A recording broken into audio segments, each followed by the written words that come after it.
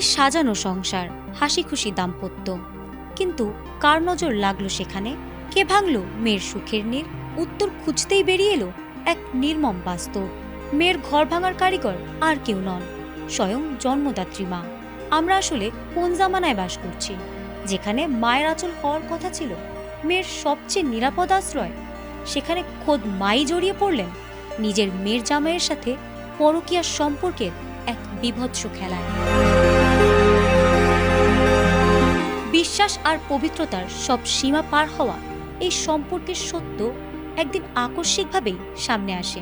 নিজের চোখে জন্মদাত্রী মাকে নিজ স্বামীর সাথে আপত্তিকর অবস্থায় দেখে ফেলেন হতভাগ্য সেই মেয়ে। এই নিয়ে পরিবারে শুরু হয় তুমুল অশান্তি ও চরম ঝামেলা। কিন্তু দুঃখের বিষয় হলো, এক পর্যায়ে মেয়েকেই ডিভোর্স দিয়ে দেয় ওই যুবক। আর স্ত্রীকে ডিভোর্স দেওয়ার পরপরই সরাসরি বিয়ে করে বসেন তার নিজের শাশুড়িকে। জানা গেছে শ্বশুরবাড়ি যাতায়াত করতে করতেই শাশুড়ির প্রতি আকর্ষণ অনুভব করতে শুরু করেছিলেন। শাশুড়িরও এই সম্পর্কে কোনো আপত্তি ছিল না। পরে কোনো কিছুর পরোয়া না করে তারা আদালতে গিয়ে বিয়ে করেন। শুধু কি বিয়ে, তারা কেউ এই ঘটনা আড়াল করার সামান্যতম চেষ্টাও করেননি।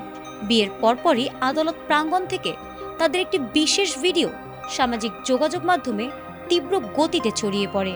ভাইরাল হওয়া ভিডিওতে দেখা যায় যুবকের পাশে দাঁড়িয়ে তার নববিবাহিত স্ত্রী অর্থাৎ শাশুড়ি।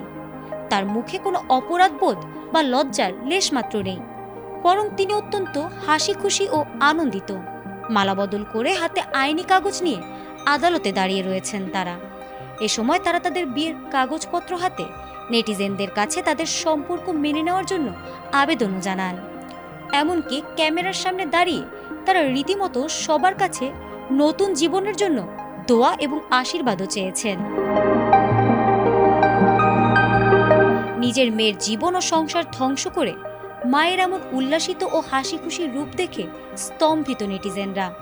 সবার মনে এখন একটাই প্রশ্ন, ইনি কেমন মা?